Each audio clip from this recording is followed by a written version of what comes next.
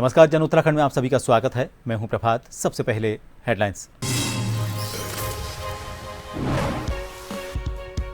उत्तराखंड मदरसा board का ऐतिहासिक फैसला, मदरसों में गूंजेगा सेना का पराक्रम। सिलेबस में शामिल होगी ऑपरेशन सिंदूर की कहानी।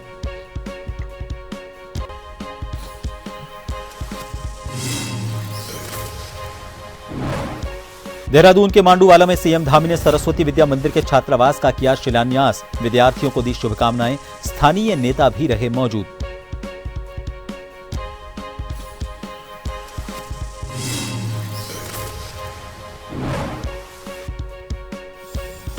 एक्टर सनी देओल से मिले उत्तराखंड फिल्म विकास परिषद के सीईओ। फिल्म नीति को लेकर हुई चर्चा। बॉर्डर 2 की हो रही है शूटिंग।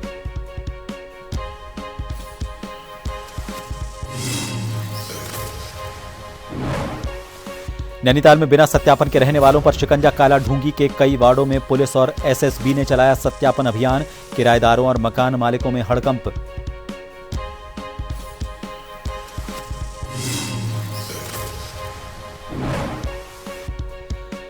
और राज्य के ग्रामीण क्षेत्रों में प्लास्टिक कूड़ा निस्तारण की व्यवस्था नहीं होने पर हाईकोर्ट ने जताई नाराजगी। पंचायती राज निदेशक से मांगा जवाब।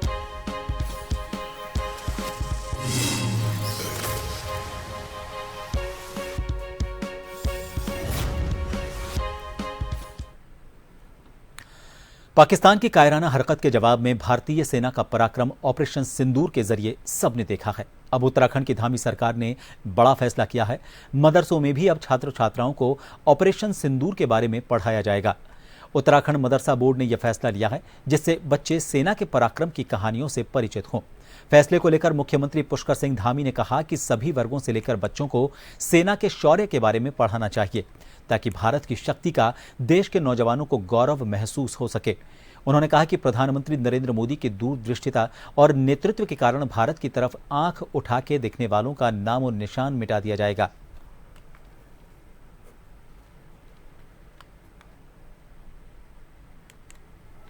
नहीं, वो सभी को पढ़ाया जाना चाहिए क्योंकि ये हमारे सेनाओं का अभूतपूर्व शौर्य, पराक्रम, साहस ऐतिहासिक है। और हमारे प्रधानमंत्री जी का नेतृत्व, जिन्होंने दूरदृष्टि और सटीक रणनीति के तहत ऑपरेशन सिंदूर जिस प्रकार से संचालित हुआ, उसने भारत की नई शक्ति का परिचय पूरी दुनिया को दिया है कि अब कोई भारत की ओर आंख उठाकर देखेगा तो उसका नाम और निशान मिटा दिया जाएगा। लोहाघाट क्षेत्र में मंदिरों में चोरी की घटनाएं रुकने का नाम नहीं ले रही हैं। अज्ञात चोरों ने एक बार फिर से क्षेत्र के प्रसिद्ध देवीधार मंदिर को अपना निशाना बनाया। दरअसल जानकारी के मुताबिक शनिवार की रात को अज्ञात चोरों ने त्रिशूल से मंदिर का ताला तोड़ा और मंदिर से 6 घंटियों के अलावा अन्य सामान चुरा कर ले गए। हालांकि पहले भी इस तरह की घटनाएं हो चुकी हैं, जिसे देखते हुए इस बार ग्रामीणों ने यह मांग की कि मंदिरों में सीसीटीवी कैमरे लगाए जाएं।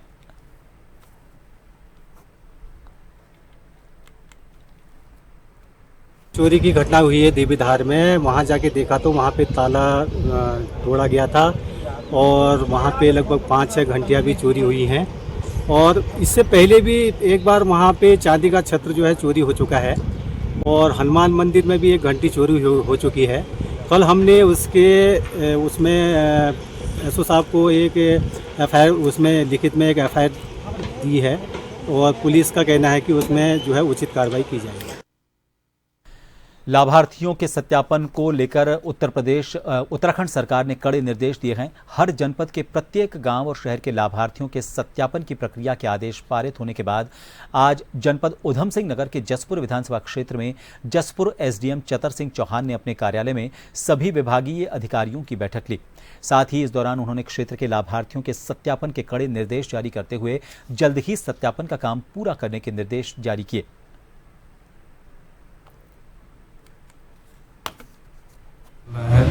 तहसील के अंतर्गत इसके संबंध में थी और आज विभिन्न विभाग जो इसमें लगे हुए हैं सत्यापन कार्य में, उनको बुलाया गया था, उसकी समीक्षा की गई है। उत्तराखंड फिल्म विकास परिषद के मुख्य कार्यकारी अधिकारी बंशीधर तिवारी ने आज देहरादून के हल्दुवाला में बॉर्डर 2 के सेट पर अभिनेता सनी देओल और निर्देशक अनुराग सिंह से मुलाकात की। इस मौके पर उनके साथ परिषद के संयुक्त सीईओ डॉक्टर नितिन उपाध्याय भी मौजूद रहे।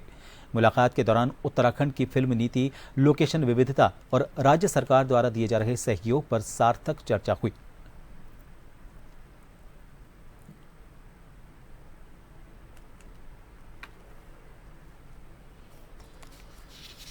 उत्तराखंड सरकार राज्य मंत्री उपाध्यक्ष समाज कल्याण देशराज कर्नवाल ने आज भाजपा कार्यालय में जिलाध्यक्ष गोविंद सामंत की अध्यक्षता में हुई पत्रकार वार्ता में अलग अलग मुद्दों पर चर्चा की। इस दौरान दर्जा मंत्री ने कहा कि आने वाले दिनों में चंपावत जनपद के साथ ही आने वाले 10 वर्ष उत्तराखंड के लिए कारगर साबित होंगे। उन्होंने आगे कहा कि डॉक्टर भीमराव अंबेडकर के सपने को आज भारतीय जनता पार्टी की ओर से पूरा किया जा रहा है।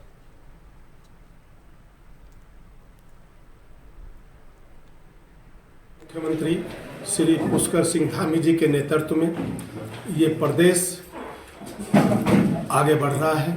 मोदी जी के मार्गदर्शन में मोदी जी हमेशा देवभूमि उत्तराखंड से लगाव रखते हैं और उन्होंने कहा था कि अगला दशक उत्तराखंड का होगा। उसी परिप्रेक्ष्य में माननीय मुख्यमंत्री जी हर तरह से चहुमुखी विकास उत्तराखंड का कर रहे हैं। मैं आज समीक्षा बैठक लेने के लिए मुझे समाज कल्याण की जिम्मेदारी माननीय मुख्यमंत्री जी ने दी है। मैं सबसे पहले, क्योंकि पार्टी का उपाध्यक्ष भी हूँ और पार्टी मेरी माँ है, मैं यही कहूँगा कि जो मैंने हरिद्वार में अभी 14 अप्रैल को नारा दिया कि बाबा तेरा मिशन अधूरा, मोदी धामी कर रहे पूरा। आज प्रदेश के यशस्वी मुख्यमंत्री जी, देश के यशस्वी प्रधानमंत्री जी, जिन्होंने बाबा साहब अम्बेडकर और पंडित दीनदयाल उपाध्याय जी का सपना साकार किया। सल्ट अल्मोड़ा जिले के विकासखंड सल्ट के देवायल के रामनगर रानीखेत मोटर मार्ग पर सड़क किनारे आग धधक उठी। बताया जा रहा है कि आग खेतों में लगी, इससे वन संपदा को काफी नुकसान पहुंचा। जानकारी के मुताबिक बीते दिनों हुई बारिश के बाद भी सल्ट विकासखंड में गर्मी चरम पर है। आग इतनी विकराल थी जिससे नाप खेतों में लगाए विभिन्न प्रजातियों के पेड़ भी जलकर राख हो गए। वन पंचायत शून्य पड़ी हुई है।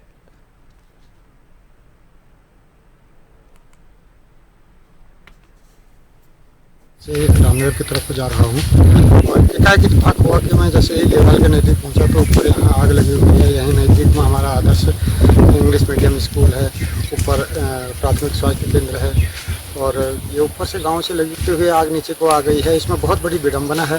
ये वन क्षेत्र के अंतर्गत नहीं है, ये गाँव वालों की नाप भूमि है जो बहुत लंबे समय से, अब तो लगभग पूरी ही ज़मीनें यहाँ की बंजर पड़ चुकी हैं। कोई देखरेख करने वाला नहीं है।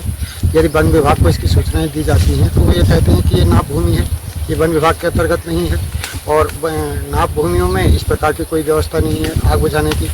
तो गांव वाले भी, अब हम उनको कितना ही वो करते हैं तो वन पंचायतें जो हैं वो बिल्कुल शून्य पड़ी हुई हैं। नानकमता तहसील दिवस में उठी समस्याओं को अधिकारी गंभीरता से लें और जल्द ही समस्याओं के समाधान के लिए काम करें। इसे लेकर जिलाधिकारी नितिन सिंह भदौरिया ने अधिकारियों को निर्देश दिए। उन्होंने कहा है कि जनता की समस्याओं का त्वरित निस्तारण सरकार की प्राथमिकता है, इसलिए तहसील दिवस में समस्याओं को तय समय सीमा के अंदर निस्तारित करना सुनिश्चित करें।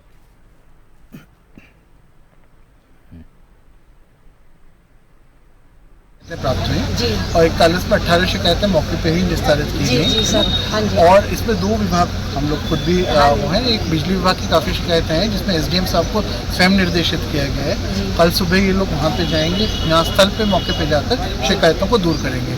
दूसरा, बिजली जहाँ पे अगर मान लीजिए अगर आपकी बिल चेकिंग की शिकायत है तो बिल भी पूरे चेक किए जाएंगे इसमें और यूपीसीएल को स्वयं भी अवगत कराया जाएगा कि अगर बिल दिक्कत आ रही है। इसके अलावा कई बार यूपीसीएल की स्कीम भी आती हैं जिसमें इंटरेस्ट को माफ़ कर दिया जाता है, तो उनके अंतर्गत भी स्कीम अगर आती है तो उसमें भी पूरी जनता को लाभ दिलाया जाएगा। प्रदेश के मुख्यमंत्री पुष्कर सिंह धामी की ओर से 2025 तक देवभूमि उत्तराखंड को नशा मुक्त करने का संकल्प लिया गया है, जिसके क्रम में पुलिस की ओर से पूरे प्रदेश में नशे के खिलाफ बड़ा अभियान चलाया जा रहा है। इसके तहत रामनगर में ड्रग विभाग की टीम ने पुलिस के साथ संयुक्त रूप से रामनगर में अचानक से छापामार कार्रवाई की। हालांकि टीम की कार्रवाई की भनक लगने के बाद कई मेडिकल स्वामी अपनी अपनी दुकानों को बंद कर मौके से भागते हुए दिखाई दिए। अभियान के संबंध में जानकारी देते हुए नैनीताल जनपद की औषधि निरीक्षक मीनाक्षी बिष्ट ने कहा कि उच्च अधिकारियों के निर्देश के बाद रामनगर में अभियान चलाया गया है। उन्होंने बताया कि अभियान के तहत 3 मेडिकल स्टोर पर विभाग की ओर से कार्रवाई की गई।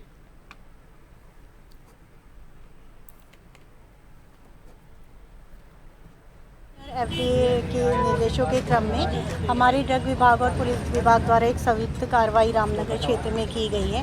फिलहाल हमारे द्वारा 3 मेडिकल स्टोर चेक किए गए हैं, जिसमें से एक मेडिकल स्टोर का क्रय विक्रय रोक के उसके लाइसेंस के सस्पेंशन और कैंसिलेशन की संस्तुति की गई है।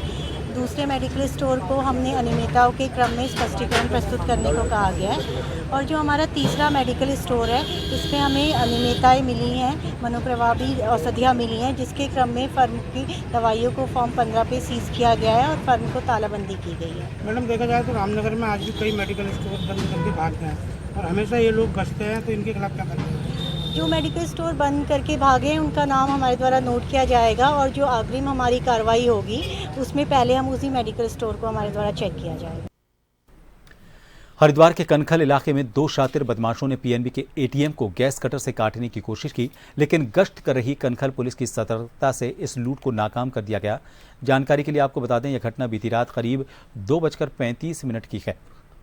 पुलिस ने दोनों को गिरफ्तार कर कानूनी कार्रवाई शुरू कर दी है। वो जगजीतपुर पीएनबी जो ब्रांच है उसके पास में जो उनका एटीएम है, उसके पास से जब ये गुजर रही थी तो उनको वहाँ पर कुछ एटीएम में संदिग्ध कुछ लोग नज़र आए। पार्टी द्वारा तत्काल उसको कॉर्डन ऑफ करके अन्य पुलिस बल को बुलाया गया। इस क्रम में उनको एटीएम को उसका शटर बंद करके उसे तब तक रोका गया। उसके बाद जब उनको पकड़ने की कोशिश की गई, उनके साथ उन्होंने पुलिस के साथ गुत्थम गुत्था भागने का प्रयास किया। तत्काल पुलिस ने प्रभावी कार्रवाई करते हुए 2 लोगों को इसमें पकड़ा है, जो एटीएम काटने की मशीन के साथ वहां घुसे थे और काफ़ी हद तक एटीएम काट लिया था। हरिद्वार में 4 साल की मासूम से हुए दुष्कर्म और हत्या के मामले में बड़ी संख्या में लोग सड़कों पर उतर आए। इस दौरान कई संगठनों ने ललता राव पुल से नगर कोतवाली तक जुलूस निकालकर प्रदर्शन किया और नगर कोतवाली प्रभारी रितेश शाह को ज्ञापन सौंपा। लोगों का कहना है कि मासूम के साथ हुई इस घटना ने धर्मनगरी को शर्मसार कर दिया है। रात को हरिद्वार धर्मनगरी में एक बहुत ही दर्दनाक घटना घटित हुई। 4 साल की बच्ची के साथ एक नशेड़ी ने उसके साथ उसका अपहरण किया, उसके साथ बलात्कार किया और उसकी आखिर में हत्या कर दी गई। आज पुलिस उस दरिंदे का पता नहीं लगा सकी। ये तो युवा साथी हमारे वरुण बालियान ने इस मामले को उठाया और उसकी संवेदनशीलता को समझा, इसलिए आज ये इतना बड़ा विशाल जुलूस प्रदर्शन जो है वो ललतारा ब्रिज से होकर थाने में आया है। पुलिस प्रशासन को जगाने के लिए, पुलिस प्रशासन की कुंभकर्णी नींद को तोड़ने के लिए। मैं कहता हूँ उसको हरिद्वार की सड़कों पर आने में जिस प्रकार से कुछ दिन पूर्व 4 साल के एक मासूम बेटी के साथ इस तरह से एक दुर्दांत हत्याकांड को अंजाम दिया गया और उसके बाद आज तक वो हत्यारा पुलिस की गिरफ्त से बाहर। और मैंने इस बात पर चिंता जताई थी कि वो यदि किसी जाति, धर्म या किसी बड़ी परिवार से, बड़े रसूखदार परिवार से उस बच्ची का नाता होता तो शायद अब तक सड़कों पर हजारों लाखों मोमबत्तियाँ जल गई होती। आज प्रशासन भी चौकन्ना होता, आज सरकारों पर दबाव होता, लेकिन आज सब मौन है। इसीलिए हमने हरिद्वार के लोगों से आह्वान किया कि राजनीतिक बेड़ियों को तोड़कर आप इस परिधि से बाहर आकर सड़क पर आइए, उस बेटी को न्याय दिलाने का काम कीजिए। रुकेंगे एक छोटे से ब्रेक के लिए, बने रहिए जन टीवी पर।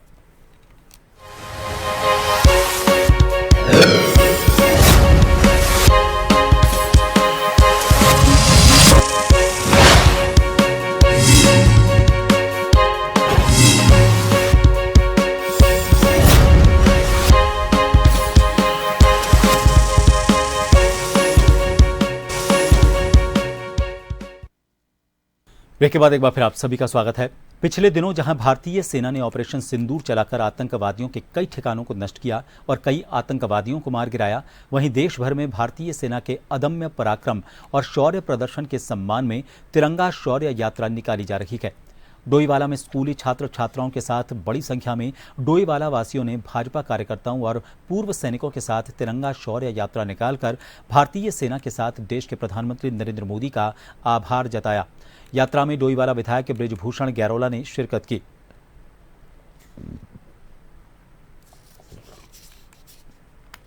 के अंदर ऑपरेशन सिंदूर की सफलता के लिए तिरंगा शौर्य यात्रा निकाली जा रही है। आज हमारी डोईवाला विधानसभा में भी ये बहुत अच्छा कार्यक्रम तिरंगा यात्रा शौर्य यात्रा यहाँ पर की हुई है। और मैं यहाँ पर उपस्थित सभी मेरे क्षेत्र के यहाँ पर जितने भी हमारे सम्मानित नागरिक हैं, राष्ट्रभक्त नागरिक हैं, भारत माता के सपूत हैं, यहाँ पर बड़ी संख्या में आम समाज के लोगों ने इस तिरंगा यात्रा में अपना क्या कहते हैं अपनी बहुत अच्छी भूमिका निभाई है। सब लोग शामिल हुए हैं। जम्मू कश्मीर के पहलगाम में हुए आतंकी हमले के बाद हरिद्वार से जम्मू कश्मीर के लिए जाने वाली बसों में यात्रियों की संख्या में भारी कमी आई है। आलम यह है कि हरिद्वार से जम्मू के लिए रवाना होने वाली बस में इक्का दुक्का यात्री ही सीधे जम्मू जा रहे हैं।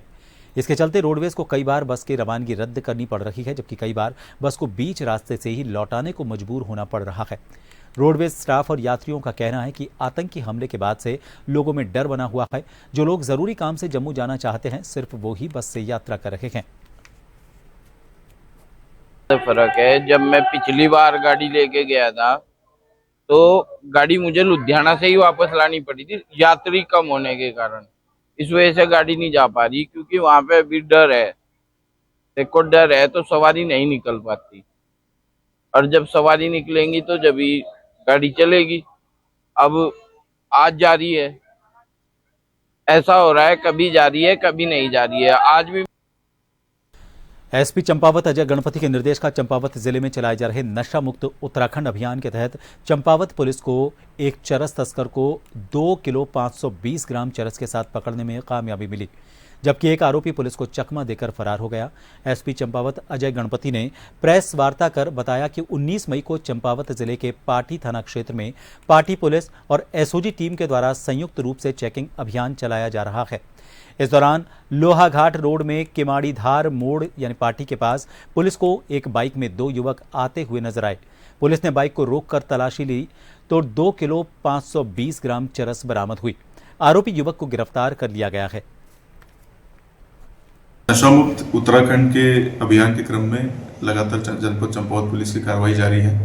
इसी के क्रम में कल एसओजी और थाना पाटी पुलिस के संयुक्त चेकिंग के दौरान किमाड़ीदार मोड़ के पास में एक अभियुक्त जिसका नाम है अशोक चंद्र भट्ट पुत्र भोलादत्त भट्ट के पास से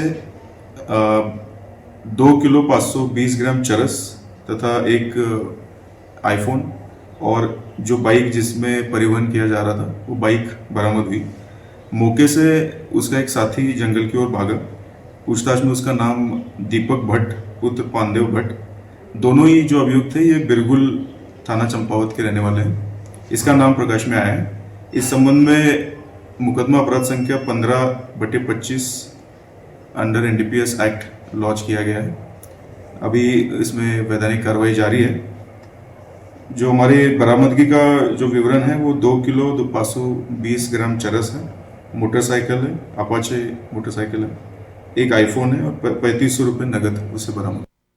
आगामी मानसून सीजन के दृष्टिगत जिलाधिकारी के निर्देश पर उप जिलाधिकारी न्यायिक हल्द्वानी रेखा कोहली का गौला नदी का निरीक्षण किया गया। इस दौरान वन विभाग हल्द्वानी के कर्मचारी और भाजपा मंडल अध्यक्ष नवीन पपोला भी उनके साथ मौजूद रखे। बता दें, मानसून सीजन के समय गौला नदी विकराल रूप ले लेती है और ज्यादा पानी आ जाने की वजह से कई ग्रामीण क्षेत्रों में भू कटाव होता है। इसके निस्तारण के लिए जिला प्रशासन पहले से ही अलर्ट मोड पर है। जी, लालकुआ में जो हमारा कल से विजिट चल रहा है आज उसका हमारा दूसरा दिन था लालकुआ तहसील के अंतर्गत। और जो हमने आज इसको शुरू किया है लालकुआ जो हमारा आपका सेंचुरी के बैक वाला एरिया है जो जिसको खटी नाला कहा जा रहा है, वहां से उसके बाद हमने शहीद स्मारक और उसके बाद हम लोगों ने वहां से शुरू किया है इंदिरा नगर, रावत नगर, संजय नगर और लास्ट में हम लोग यहाँ पे पहुंचे आज खुरिया खत्ता। तो इसमें हमारे सिंचाई विभाग के जो है लगभग 9 काम सैंक्शन हुए हैं। इनकी टेंडर प्रोसेस हो चुकी है। इसमें चैनलाइजेशन का काम है और जो वायर कैट्स का काम है वो लगभग 9 जगह पे है, जो कि 24 को लगभग इनका टेंडर प्रोसेस ओपन होने वाली है। उसके बाद हमारे लगातार काम होंगे। लगातार कल पटवारी के माध्यम से और अन्य युवा साथियों के माध्यम से मुझे सूचना प्राप्त हुई और एसडीएम साहब लगातार इंदिरा नगर, रावत नगर, चौड़ाघाट और रावत नगर सेकिन, खुरिया खत्ता, श्रीलंका लगातार भ्रमण और देखरेख का कार्य देख रहे हैं। जो बरसात से पहले समय पर तटबंधन और चैनलाइज का काम तुरंत आरंभ होने वाला है और बिना वन विभाग द्वारा भी हमें अवगत कराया गया है कि टेंडर प्रतिक्रिया 24 तारीख के आसपास टेंडर खत्म हो जाएंगे, तुरंत उसके बाद कार्रवाई स्टार्ट होगी। रामनगर का स्वर्गीय रामदत्त जोशी राजकीय संयुक्त चिकित्सालय, जो कि कुमाऊं और गढ़वाल के प्रवेश द्वार पर है, इस अस्पताल में उपचार के लिए रामनगर के आसपास के इलाकों के साथ ही पर्वतीय क्षेत्र के मरीज भी भारी संख्या में आते हैं। अस्पताल में स्वास्थ्य सुविधाएं बेहतर बनाने के लिए सरकार ने वर्ष 2020 में इस अस्पताल को पीपीपी मोड पर दिया था, लेकिन जब से अस्पताल पीपीपी मोड पर गया तब से ही स्वास्थ्य सुविधाओं को लेकर लगातार चर्चा में है। अस्पताल को पीपीपी मोड से हटाने के लिए कई संगठनों के द्वारा धरना प्रदर्शन भी किया गया। यहां तक कि रामनगर अस्पताल पहुंचे प्रदेश के मुख्यमंत्री पुष्कर सिंह धामी को भी जनता के आक्रोश का सामना करना पड़ा था। फिलहाल अब रामनगर का सरकारी अस्पताल एक बार फिर बदहाल स्वास्थ्य सुविधाओं को लेकर चर्चा में आ गया है। रामनगर की जनता ने स्वास्थ्य के साथ खिलवाड़ करने वाले अधिकारी के खिलाफ कार्रवाई करने की मांग की है।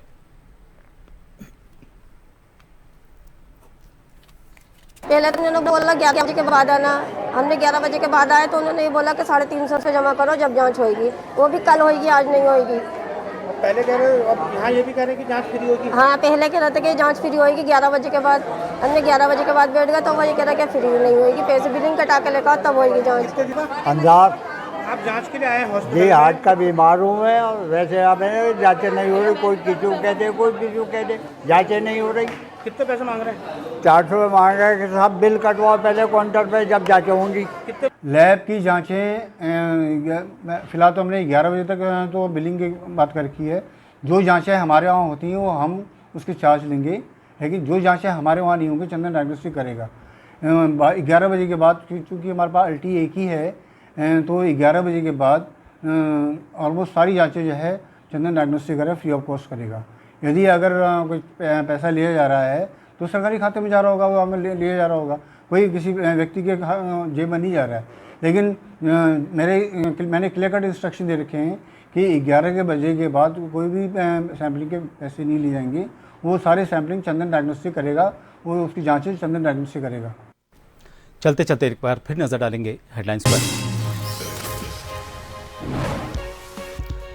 उत्तराखंड मदरसा बोर्ड का ऐतिहासिक फैसला, मदरसों में गूंजेगा सेना का पराक्रम। सिलेबस में शामिल होगी ऑपरेशन सिंदूर की कहानी।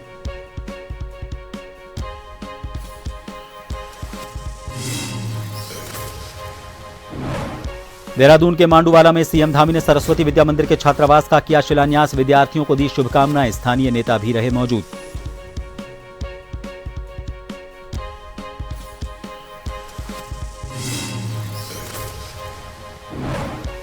एक्टर सनी देओल से मिले उत्तराखंड फिल्म विकास परिषद के सीईओ। फिल्म नीति को लेकर हुई चर्चा, बॉर्डर 2 की हो रही है शूटिंग।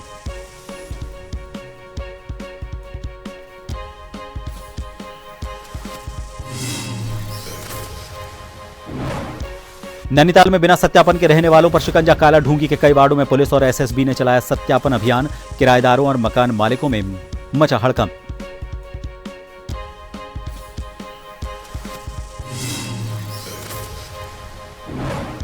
और राज्य के ग्रामीण क्षेत्रों में प्लास्टिक कूड़ा निस्तारण की व्यवस्था नहीं होने पर हाईकोर्ट ने जताई नाराजगी, पंचायती राज निदेशक से मांगा जवाब।